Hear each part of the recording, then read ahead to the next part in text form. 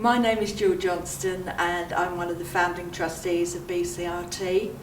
BCRT didn't exist at the time that my son had osteosarcoma. Anthony had a very heavy fall onto a large concrete slab, and he obviously was having issues with his knee from that point. Took him to the doctors. They said no, there's nothing broken, it's just the trauma, it will sort itself out. And over the next year, apart from the fact that he did complain about this pain in his leg and how it would wake him up in the night, every time he went to the doctors, something had happened to him. So his knee had given out and he'd fallen down the stairs, and I suppose they were always looking for what the result of that fall was.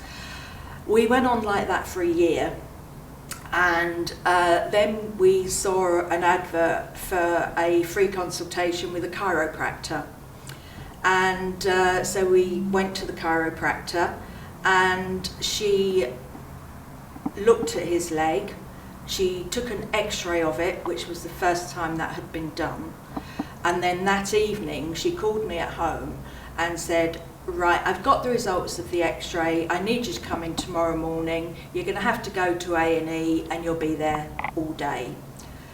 So in my naivety I thought, oh, he's cracked his kneecap. So there we were in April, and I went prepared with shorts and everything, expecting him to come home with his leg in plaster. But she'd written the letter saying that she believed that it was bone cancer. And well, yes, we were at the hospital all day. We'd obviously never heard of bone cancer, certainly not osteosarcoma. But believe me, we learned so much in those first few days. He had the first appointment at the hospital, Children's Hospital, 2 days later. The next day we were at the hospital where he was going to have the chemotherapy, and then on the following Monday we were at the hospital where he was going to have surgery. He was originally told on the 4th of April that it was back. We continued to have checkups and things at the hospital while he was taking the oral chemotherapy. And then on the 8th of July, we were at the hospital and we were told he was terminal. There was nothing that they could do. So everything obviously changed from that point. The best thing about it was coming off of the medication.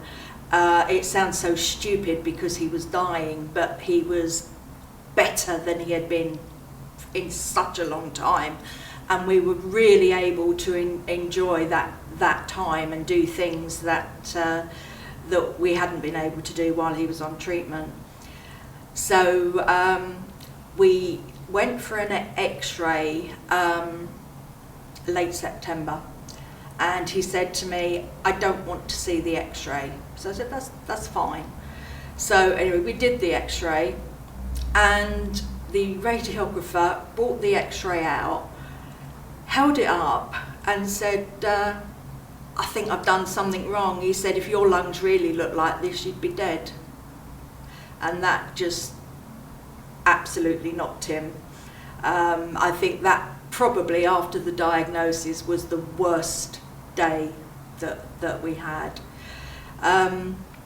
But anyway, he carried on. In fact, the weekend before he died, we went to Birmingham for a games thing that they'd got on, and had I realised that it was so close to him dying, I'd have never done it. So I was really pleased that we had no idea, because it was such a wonderful experience for him.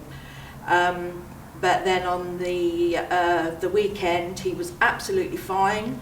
On the Sunday evening he started to be unwell. The Monday the doctor came out, he said he's got a chest infection, shall we give him antibiotics? And I said, will they make any difference? He said no. So I said, okay, don't do it. And later that day he started sort of drifting in and out of consciousness. And just after 3 o'clock the next morning, he passed away. He just turned around and said to me, I can't do this anymore, Mum. And I said, what can't you do? He said, any of it. So that's okay, you just shut your eyes and go to sleep, because I still didn't actually believe what was happening at that point. And then he just said, bye. And he had one tear roll down his cheek and he was gone. It was that peaceful, it really was. And I think a lot of that was because he was prepared.